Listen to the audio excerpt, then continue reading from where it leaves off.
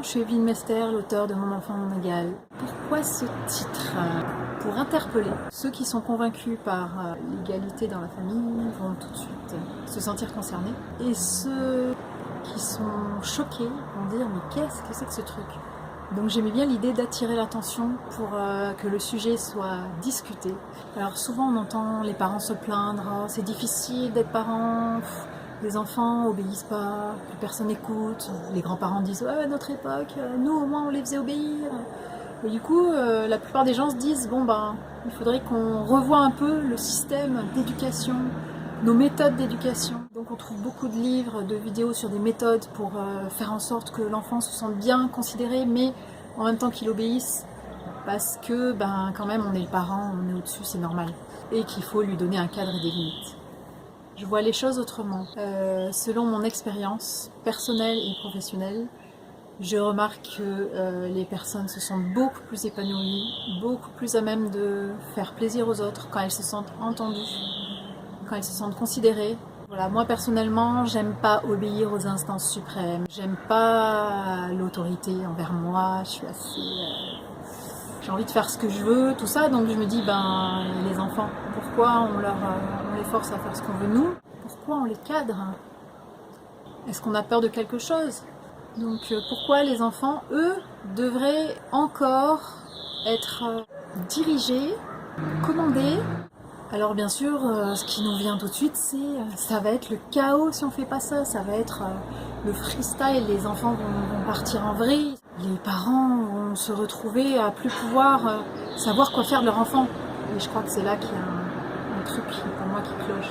Pourquoi il faudrait savoir quoi faire de ses enfants?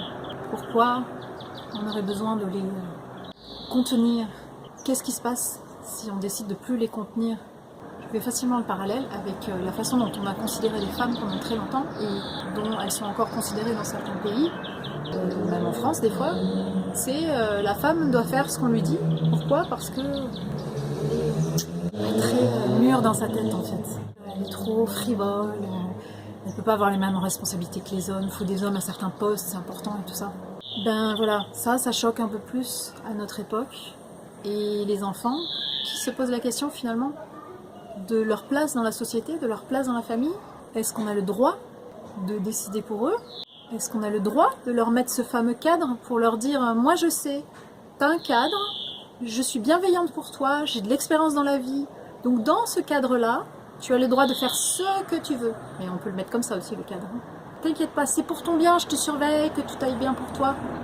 Mais l'enfant, vous pensez qu'il est plus épanoui là ou quand il n'y a plus rien autour? Alors tout de suite la trouille, c'est il n'y a plus rien autour, ça veut dire quoi? Les parents sont plus présents, comment les enfants vont pouvoir s'en sortir tout seuls? Alors bien sûr, il ne s'agit pas de les laisser tout de suite conduire la voiture, payer le loyer, être tout seul dans un appartement à 3-4 ans. Ce qui se pose aussi comme problème, c'est la question légale. Est-ce qu'on a le droit de laisser un enfant comme ça se gérer lui-même? L'approche que je vous présente, c'est comment on peut s'en sortir dans la famille, en laissant la liberté à chacun le plus possible.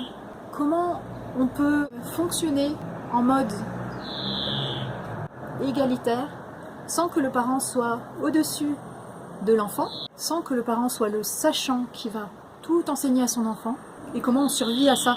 Et je vous emmène dans mon livre à réfléchir en passant vraiment par vous-même, par le dédale de votre être, par là d'où vous venez vous, par votre expérience personnelle. Où c'est que vous en êtes par rapport à toutes ces croyances qu'on nous a transmises de génération en génération?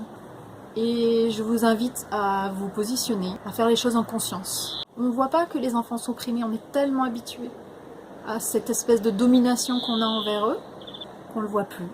Donc j'espère que ce voyage intérieur va vous faire du bien à vous aussi en tant qu'adulte et va faire du bien à la relation avec votre famille, vos enfants, et pourra vous apporter aussi du relâchement.